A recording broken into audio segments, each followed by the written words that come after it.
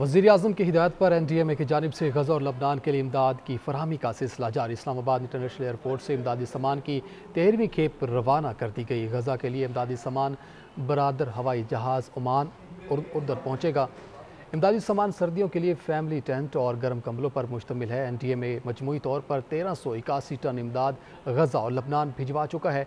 NDMA अभी तक गज़ा के लिए 10 जबकि लबनान के लिए 2 इमदादी खेपें रवाना कर चुका है। सामान रवानगी तकरीब में फ़लस्तीनी सफ़ीर MNA barrister Aqeel Malik, NDMA वज़ारत ख़ारजा और पाक आर्मी नुमाइंदगान मौजूद थे। फ़लस्तीनी सफ़ीर ने हंगामी इमदाद पर पाकिस्तानी अवाम और हुकूमत का शुक्रिया अदा किया। और इसराइली जंगी तैयारों की बैतलहैया में बमबारी से ख़वातीन और बच्चों समेत मज़ीद 47 फ़लस्तीनी शहीद हो गए। इसराइली जारहियत में शहदा की मजमूई तादाद 43,000 से तजावुज़ कर गई। इसराइली फ़ौज ने गज़ा के मगरब में अल-शाती पनाह गज़ीन कैंप में वाक़ अस्मा स्कूल पर दूसरी बार बम बरसा दिए।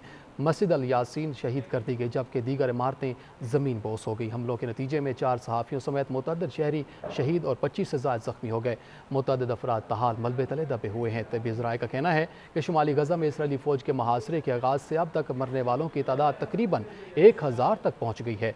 अक़वाम मुत्तहिदा के इंसानी हमदर्दी के एक सीनियर एहलकार ने खबरदार किया है कि शुमाली गज़ा की पूरी आबादी मौत के ख़तरे से दोचार है।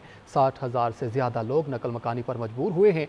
दूसरी जानिब गज़ा में इसराइली बर्बरियत से ग़िज़ाई बहरान पैदा हो गया है। लोग एक एक निवाले को तरस रहे हैं। शहरियों को पेट की भूख मिटाने के लिए कतारों में लगकर खाना लेना पड़ता है। इसराइली फ़ौज की जनूबी लबनान के इलाके सैदा पर बमबारी में तिब्बी अमले के एहलकारों समेत 33 लबनानी शहीद और दर्जनों ज़ख्मी हो गए। इसराइली फ़ौज के हथियारों ने लबनान के जनूब में सैदा शहर में एक रिहायशी महल्ले को निशाना बनाया जिसमें मुतअद्दिद शहरी शहीद और दर्जनों ज़ख्मी हो गए। मुतासरा महल्ले में जनूबी लबनान के देहातों से 17,000 से ज़्यादा बेघर अफराद मुकीम हैं। उधर अलबका में इसराइली तैयारों ने अल हरमल के इलाके में मुख्तलिफ मकामात पर बमबारी की जिसमें 5 शहरी शहीद और 1 ज़ख्मी हो गए। नबतिया गवर्नर के इलाके जोतरल शरकिया से पर हमले में 3 अफराद शहीद हुए। इसराइली ड्रोन ने ज़िला अल-बलब के मगरिब में एक कार को निशाना बनाया जिसमें 3 बच्चे और उनके वालिदैन शहीद हो गए थे। इसराइली फ़ौज की जानिब से बरेशियत, एनाता, आरेस, मस्जिद अल-सलम, शहूर, अल-कलीला, बर्ज अल-शमाली पर भी बमबारी की गई।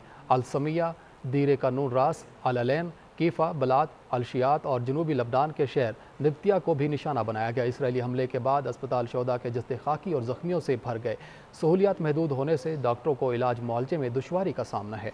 और मिस्री सदर अब्दुल फतेह अल सीसी ने गज़ा में कैद 4 इसराइली कैदियों के बदले गज़ा में सिर्फ 2 रोज़ की जंग बंदी की नई तजवीज़ पेश कर दी। हमास की जानिब से मुस्तकिल जंग बंदी और फ़ौजी इनकलाब और इसरार, इसराइल की जानिब से इस तजवीज़ पर कोई रद्द-ए-अमल सामने नहीं आया। मिस्री सदर की जानिब से पेश की जाने वाली तजवीज़ में कहा गया है कि 4 इसराइलियों के बदले इसराइली जेलों में कैद कुछ फ़लस्तीनी रिहा किए जाएंगे और गज़ा में 2 दिन की जंग बंदी होगी। मिस्री सदर ने अपनी तजवीज़ में कहा है कि आर्जी जंग बंदी के 10 रोज़ के अंदर मुस्तकिल जंग बंदी के लिए मुज़ाकरात का आगाज़ होगा। दूसरी जानिब हमास ने कहा है कि वो इस बात पर कायम है कि किसी भी मुआहदे के नतीजे में जंग ख़त्म होनी चाहिए और इसराइली अफवाज का गज़ा से इनकला होना चाहिए। उधर इसराइल का कहना है कि जंग उस वक्त तक ख़त्म नहीं हो सकती जब तक गज़ा से हमास का खात्मा ना कर दिया जाए।